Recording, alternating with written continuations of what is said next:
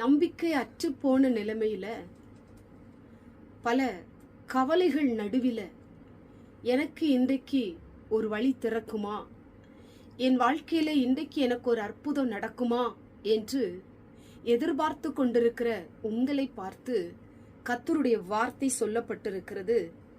யோவான் 11ஆம் அதிகாரம் அதனுடைய 40வது வசனம், நீ விசுவாசித்தால் தேவனுடைய மகிமையை காண்பாய்.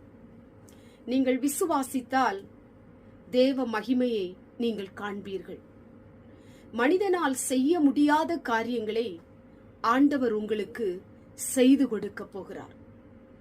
நீங்கள் தாமதித்துக் கொண்டிருக்கிற உங்க காரியத்துல நீங்கள் விசுவாசமா இருக்கும் பொழுது, காத்திருக்கிற காரியத்துல நீங்கள் நம்பிக்கையோடு கூட இருக்கும் பொழுது, தேவன் உங்க வாழ்க்கையில கூட இருந்து அவர் செயல்பட ஆரம்பிப்பார்.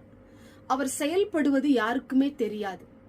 உங்க நம்பிக்கையை பார்க்கிறார், உங்க விசுவாசத்தை பார்க்கிறார், உங்க காத்திருப்பை பார்க்கிறார்.